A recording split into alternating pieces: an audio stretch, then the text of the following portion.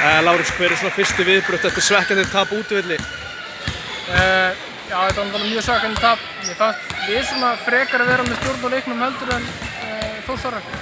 Og við náðum einhvern veginn ekki alveg að klára leikinn. Ég veit ekki hvort það var eitthvað þreyta í lokin eða hvort að menn hefði bara ekki alveg haft trú á að vinna hann eða svo var þetta bara 2 jöfn lið að berjast.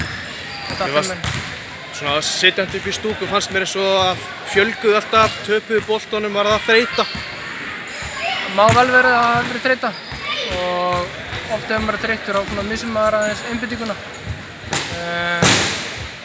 En já, og svo er þetta bara, þú veist svona mjög jafn leikur og það er bara svona 1-2 atriði sem þetta er hverju megin.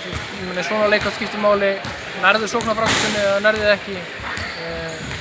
En svo bara voru Þórsarar með gott play í lokinu, náðu að slæma hendinni í boltann. Ef það hefði ekki gert þá hefði við kannski farið með sigur á hólmi. Svo ég fari aftur kannski yfir í fyrri hálfleikinn, þið lendu svolítið undir í lok fyrsta, fáið þennan buzzer í andlitið, en komið svo sterkir svona miðbik kannski annars leikluta, náðu að saxa niður, komist yfir og svo jafnt í hálfleik. Hver er lykillinn í rauninni að þessari endurkomu í fyrri hálfleik?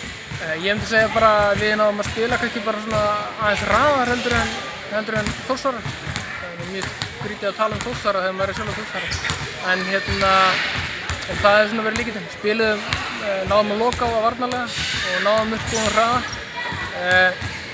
Ég er eiginlega bara mjög ánægður með karakterinn í liðinu. Við svona í síðasta leik fengum við svolítið mikla raskillingu og það er auðvelt fyrir ungt lið að brotna. Núna lentum við svolítið vel undir. En það bara sýnir sig að það er heilmikið spunnið í þessu stráka að koma tilbaka. Hvað finnst þér kannski svona helsta sem að batnaði á milli leikja?